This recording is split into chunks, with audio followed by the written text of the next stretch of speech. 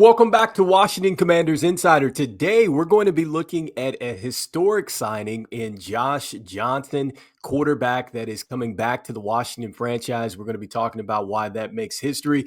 We're also going to be talking about an NFL draft prospect in Jarquez Hunter, running back out of Auburn. And so we're going to be talking about why I think that, man, he would be a terrific fit for the Washington Commanders if available in this upcoming NFL draft. And so, look, before we jump into the content, you already know what it is. Hit that subscribe button, just like Jaden Daniels is going to hit Terry McLaurin for a lot of touchdowns this upcoming season. And so in exchange for hitting that subscribe button, I'm going to give you nothing but daily content around the Washington Commanders. And so make sure you hit that like, you hit that subscribe, you join the Washington Commanders Insider family as we talk nothing but Washington Commanders football here. So with that being said, let's go ahead and jump into the hot topics of the day. And let's start with Josh Johnson signing back with the Washington franchise here. And so if you remember back in 2018, he played for this team. And look, he helped us out a lot. He played in 4 games. He started 3 of those. He completed 52 of 91 passes, 57.1%. 590 yards with 3 touchdowns and 4 interceptions at a 69.4 passer rating. Went 1 of 2 in his starts. And so, look, that was a tough year for us there. That was the year that we had Alex Smith went down with the injury. We had a lot of quarterbacks that had to step up. That's when Jay Gruden was the head coach. We ended up finishing 3rd in the NFC East that year, and a 7-9 record. And so, look, I think that he's been the pros pro. And the reason why this is history here is because you are looking at a player that, look, he has, I guess, played for the most teams ever by an NFL player in NFL history here. And so, in fact, when you look at how many teams that he has played for, he's played for 14 teams over his career. That passes Shane Graham, kicker, who played for 10 teams. Then you have Ryan Fitzpatrick, played quarterback for us as well. He played for 9 franchises. And so, look, this signing makes history for the Washington Commanders. And I think really the significance here is not that, he's going to be headed towards being a starting quarterback or anything like that. But I think that once again, you see Adam Peters really strike again by signing a guy that really probably fits the build of a Washington Commander. We're talking about a competitive player, has a lot of character, has the standards, and here's a guy that played for the San Francisco 49ers back in 2022. Remember, they had the quarterback situation then. He had to step in for the playoffs, if I'm not mistaken there. And so, look, this is a guy, he's experienced. If we do need to rely on a quarterback, Josh Johnson is definitely a quarterback that I think I could feel comfortable with if he had to step in there and maybe get us a spot start or so. And so, terrific news that he makes history. And I think another terrific signing for the Washington Commanders as far as just the character building of this team. And so next up, let's go ahead and jump into this NFL prospect. And look, we're going to be talking about nothing but NFL draft prospects as the NFL draft approaches here. And so this next prospect is Jarquez Hunter, running back out of Auburn. And so, look, I saw this article. It was on Commander's Wire by Josh Taylor here, and he's talking about 4 sleeper running backs, and he was running back number 1. And what I found interesting about this is that if you go into this particular article within the paragraph where he is talking about Hunter here, he is saying that, look, the Commanders have definitely had some interest here. It looks like that they've met with Hunter at the Senior Bowl. Also, too, they were at Auburn's Pro Day as well as a Zoom meeting recently here. So there's definitely some intrigue, I guess, from the Washington Commanders about him. And so if you don't know, look, he was definitely, I think, one of the better running backs in the country with what he was able to do as far as his production is concerned. In fact, I like the fact that you get a chance to see that his numbers just really went up every year. He went from 89 carries in 2021 all the way up to 187 carries in 2024. So the production increased there as far as the workload is concerned.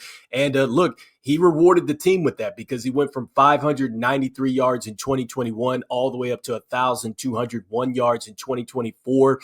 His averages went up basically too as well. He went from 6.7 yards to 6.4 to 5.7 and then 6.4 again. So actually it was pretty steady after the first year. But production as far as touchdowns are concerned, he went from 3 touchdowns all the way up to 8 touchdowns in 2024. And again, the productivity also went up, I think, as far as a pass catcher as well. He went from 12 receptions in his first year all the way up to 21 receptions here in 2024, and he averaged 7.4 in average with a touchdown. And so the first thing that I like about him is the consistency that we just talked about. So he just got progressively better as the seasons went along. But next, when you start to talk about just the things that really jump off the tape with him, first, it's his great patience. I think that if you look at the tape for him, as he's approaching the line of scrimmage, he seems to have a terrific patience about him, lets the initial block set up, and he does it in a way that it allows him just enough space to get a burst, which is the next thing that I love about him is his burst. His burst and acceleration, I thought, was terrific. And I think that that's something that certainly translates to the National Football League because you have to be patient. You got to have that burst. And with that burst, that suggests that you have some big playability. And that's exactly what we saw with this guy. I think if you look at the tape, you will see that a guy that he can make big big plays happen. I think when he gets into the secondary, he's tremendous there. And I think that he's not necessarily going to, I'd say, run away from a defense, but he reminds me a lot of like a J.K. Dobbins. Like he's going to get to the second level and it's going to be chunk plays. I think that that's exactly what he reminded me of as far as an NFL player that plays now.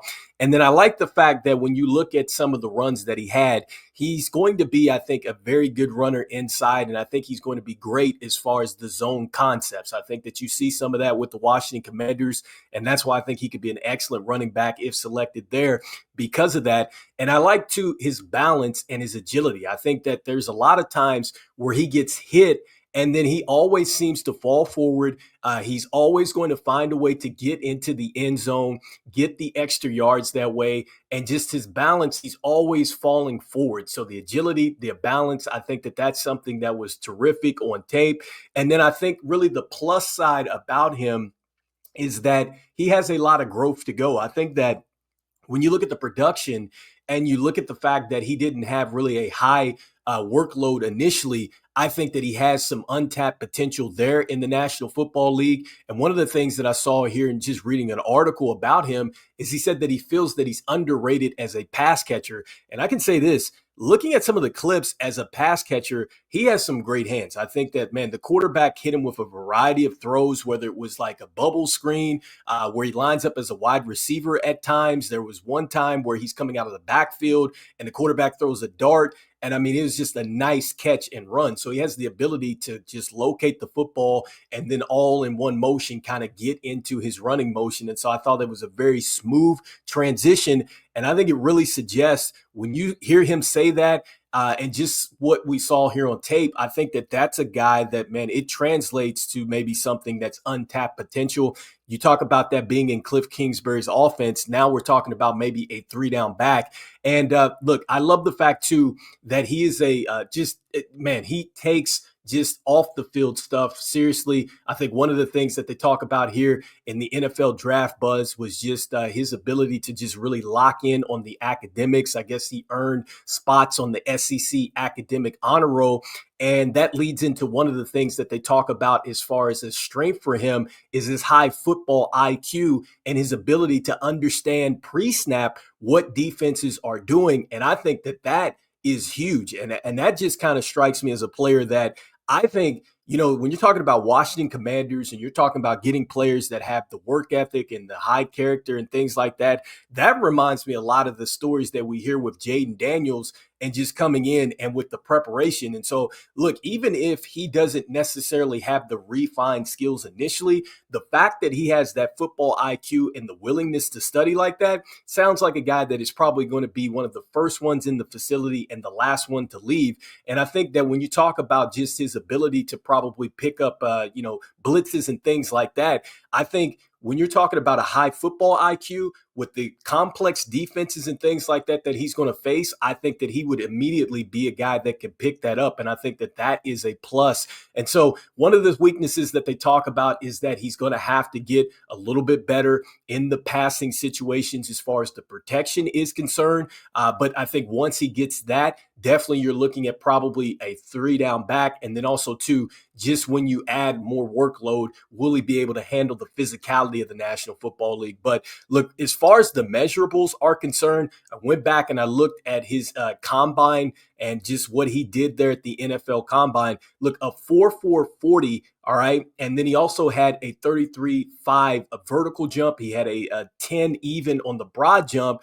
And look, that was in the same company as Trevor Etienne. You had Montrell Johnson and R.G. Harvey. Those were the players to run the 4.440 at the running back position. And so he looked terrific there. And it looks like a player that, look, he's probably going to slide down some rounds. I don't know, if the Washington Commanders have a chance with him with a day 3, day 4 selection, but it could be a real steal in the NFL draft as far as an every down type of running back. And so anyway, let me know in the comments what you guys are thinking.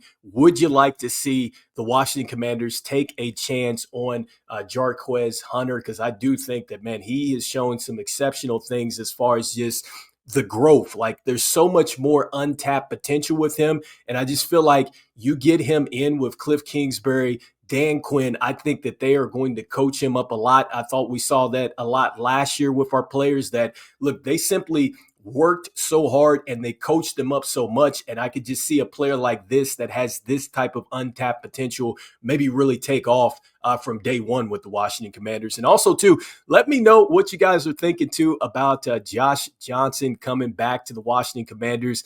Got to give him his shout out for playing for so many NFL teams and just being able to stick around in the National Football League. That is very tough to do. And so anyway, as we always say, go Commanders, and I will see you guys on the next one. All right, peace.